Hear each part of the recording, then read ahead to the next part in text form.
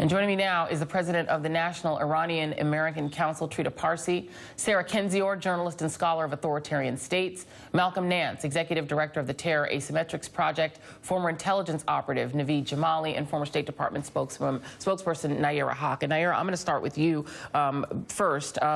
The idea that this policy was put into place without consulting the Department of State, even I don't believe the Office of Legal Counsel was asked to weigh in.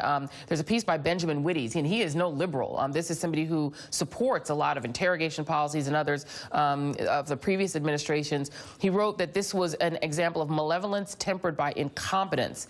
It was a policy that looked like it was written perhaps by a student and not even well thought out. What do you make of the getting around the National Security Council and also adding Bannon to the National Security Council? Well, it's no coincidence that about a day and a half before this executive order was signed, the key people who would have to implement this were essentially fired from the State Department. The management folks, the folks responsible for the visas and consular affairs, the folks responsible for diplomatic security, and the folks responsible for actual building operations. So anybody who had enough sense about saying what kind of chaos would erupt by just pushing through an executive order without vetting was let go. This is why you end up with the situation we have right now, a completely unforced error. If there was an intention to have a policy that would limit terrorism, it should have been thoughtful. It should have been shared and discussed by the experts, not the partisans. This has been the great thing about our country. Foreign policy and national security has largely been left to experts and people who have built their lives in service to our country and learned lessons that work on the ground in the field, not the partisan politicians who are worried about re-election and what the poll numbers will look like. And that's what's most disturbing and horrifying, frankly, now about the National Security Council. Getting rid of intelligence officials and putting in instead somebody who is very, very partisan. George W. Bush did not allow Karl Rove to be on the National Security Council. And that is an administration that many people on the left had issues with. So this putting Bannon in, getting rid of any intelligence officials is unprecedented and not good for our national security. And Malcolm Nance, Karl Rove didn't have a sort of bizarre Eurasianist fetish for creating a Leninist revolution across Europe on a racial and religious basis. Let's talk about a little bit of who is actually involved in making these decisions, not just Bannon, but let's listen to one Rudy Giuliani, who was on Fox News yesterday talking about who Donald Trump did consult with, if not his own national security apparatus. Take a listen. So when he first announced it, he said Muslim ban. He called me up, he said, put a commission together, show me the right way to do it legally. And what we did was we focused on, instead of religion, danger. The areas of the world that create danger for us, which is a factual basis, not a religious basis. Perfectly legal, perfectly sensible, and that's what the ban is based on. Malcolm, while you discuss while you respond to that, I would love for the producers to put back up the map of the countries that Giuliani is now saying are on a factual basis dangerous to us. And go ahead, Malcolm, your response. Well, he's absolutely wrong that the people from those countries have proven themselves to be dangerous to the United States. They are dangerous areas. Yes, Yemen's central government has collapsed. Somalia's central government has collapsed. There is a fledgling nation there, and the African Union supporting them. Libya has taken control of and essentially eliminated ISIS. So I'm a little confused as to who he's talking about. Most people from those nations who would be flying to the United States would be green card holders or wealthy people who have been vetted for a long time to get passports, particularly the Iraqis. My Iraqi translator took a year and a half with his passport in the custody of the United States Embassy, and he was vetted, and he worked for us for almost 10 years.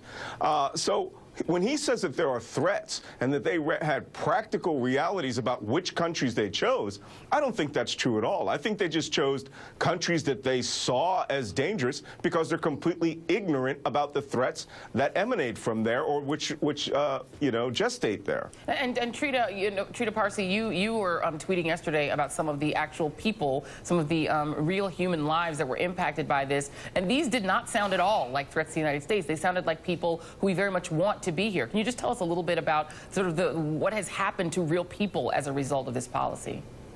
There's some absolute horror stories, and I also want to point out that many of these people who have spoken to me and explained what has happened as they had walked through this, gone into the airports and been interrogated for hours, and luckily some of them have also been able to come in, that these actually were green card holders. These were not people on visas, and both of the people who are on visas and these green card holders got these things legally. These are not illegal immigrants or anything of that kind. These are people who went through the legal system, got it, and then suddenly Donald Trump is revoking the legality of this. And they explained, so for instance, they were interrogated, they were handcuffed, they were asked to show their Twitter feeds, their Instagrams, their Facebook, what they were saying on social media. They were also asked questions about what they think about Donald Trump. And they walked out of this obviously feeling tremendously terrified, because had they given wrong answers, and they don't even know what the wrong answers would be, they potentially would not have been let into the country again. And Sarah Kendzior, that last piece I found particularly chilling when I read that on Trita's Twitter feed yesterday. People being asked what they think of Donald Trump as a criterion for whether or not you would be allowed to enter the United States even as a tourist. Your thoughts, Sarah? Yeah, I think that's very much in line with how Bannon has been operating. I mean, he recently just said that the media is the opposition and we need to keep our mouths shut.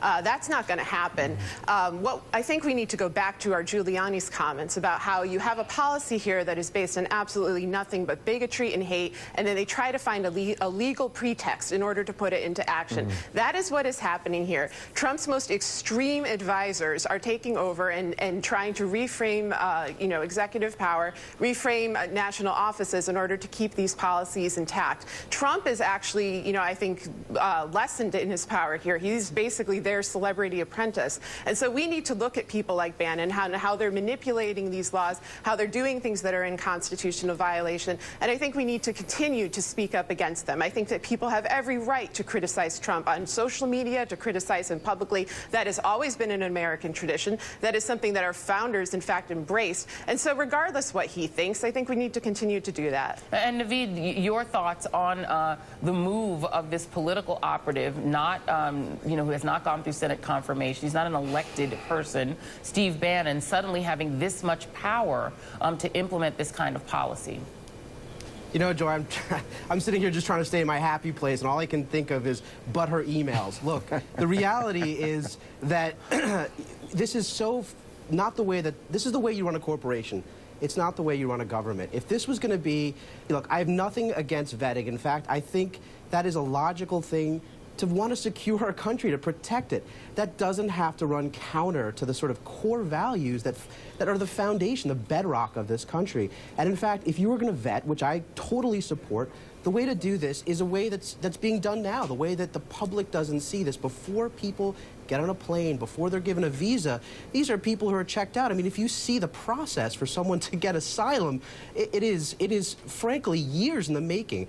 To sort of say that that is not a process that we shouldn't build up or we shouldn't staff, and instead to focus on sort of the political panderings and trying to deliver it on a campaign promise is exactly the exact opposite of how this country should be run, and frankly, why you need professionals and not people who have corporate experience. He is not the CEO. Donald Trump is our president, and he has to act as such. He has to be our commander-in-chief. Sure. He cannot look at Bannon as the person to make policy. This has got to be done in the interests of the country. And frankly, it was a bad executive order. It wasn't communicated back down to the people that are going to implement it. And look, you have the ensuing chaos. It was just, the whole thing is mind-boggling. Poorly written, poorly thought out, poorly thought through, and run by someone who is an avowed Leninist. That would be Steve Bannon. We're going to talk more about him and more about this later. Malcolm and Naveed are sticking around. Thank you to Trita Parsi, Sarah Kendzior, and Nayyera Haq for joining us. Thank you all.